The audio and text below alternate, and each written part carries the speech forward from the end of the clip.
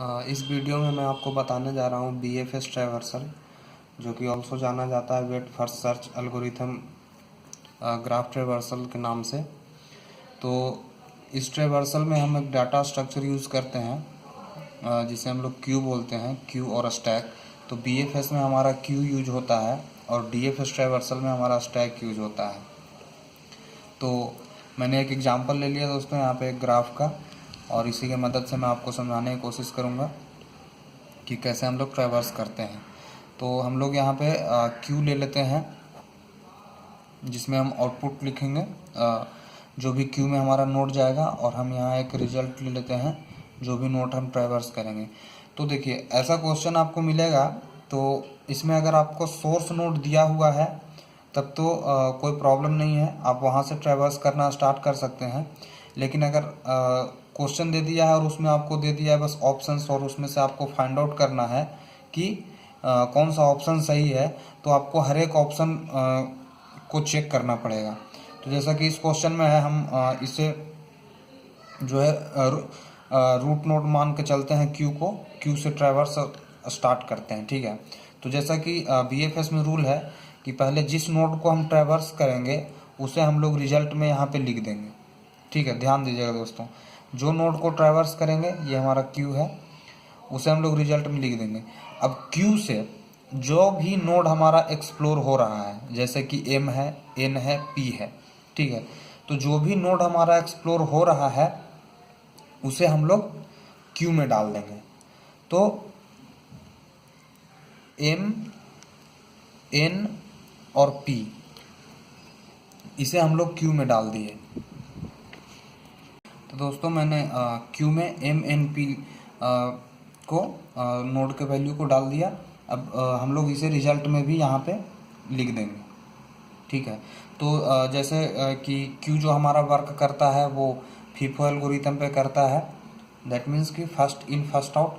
तो हमारा जो नोड फर्स्ट में आया है, M आया है फर्स्ट में, तो अब हम M नोड से देखेंगे कि हमारा कौन कौन सा नोड एक्सप्लोर हो रहा है। तो M से हमारा हो रहा है R, Q और N।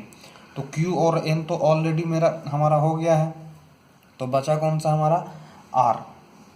तो R को हम लोग यहाँ लिख देंगे रिजल्ट में, और फिर हम लोग R को यहाँ भी लिख देंगे।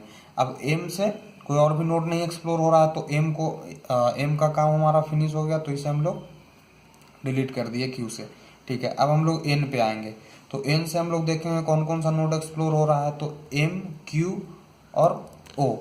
तो Q और M तो ऑलरेडी ट्रैवर्स हो चुका है, तो हम लोग के पास बचा कौन सा नोड, O।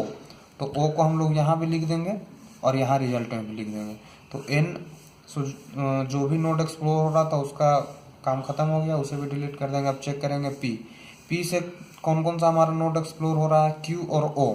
तो Q और O ऑलरेडी ट्रैवर्स हो चुका है, डिलीट कर देंगे। R से कौन सा ट्रैवर्स हो रहा है, तो R से M, तो M हमारा ट्रैवर्स हो चुका है, इसे भी डिलीट कर देंगे। O से हो रहा है हमारा ट्रैवर्स N और P, तो N और P ऑलरेडी ट्रैवर्स हो चुका है, तो डिलीट कर देंगे। अब देखिए Q हमारा एम्प्टी हो गया और रिजल्ट हमारा ये हो गया। तो ये ट्रैवर्सल है BFS। अब इसमें ध्यान रखें कि सोर्स नोड आपको अगर दिया हुआ है तब ठीक है, नहीं तो अगर ऑप्शंस दिया हुआ है तो आपको हर एक ऑप्शन को चेक करना पड़ेगा। जैसा कि मैंने इसमें क्यू को सोर्स नोड माना है, और क्यू से मैंने पहले क्यू को रिजल्ट में लिख लेंगे, क्यू से ट्रैवर्स करना स्टार्ट किए। तो और जो भी नोड एक्सप्लोर होगा, देखिए एक ग्राफ का मल्टीपल ट्रैवर्सल हो सकता है। अब जैसे यहाँ पे मैंने लिखा MNP, आप इसे PNM भी लिख सकते हैं, NPM भी लिख सकते हैं, ठीक है। तो आपका आउटपुट अलग अलग आएगा, लेकिन सभी आउटपुट आपका राइट होगा। तो जो भी एक्सप्लोर हो रहा है नोड, हम लोग पहले उसे लिख देंगे। अब जो नोड पहले राइट किए हैं, जैसा कि FIFO एल्गोरिथम वर्क करता है फर्स्ट इन फर्स्ट आउट पे, तो अब उस नोड से हम लोग देखेंगे कि कौन कौन सा नया नोड एक्सप्लोर हो रहा है, ठीक है। तो जैसा कि यहाँ पे R और Q और N हो रहा था, तो नया नोड हमारा कौन सा था, R है। Q और N तो ऑलरेडी ट्रैवर्स हो चुका है, तो हम लोग उसे यहाँ पे Q में डाल दिए।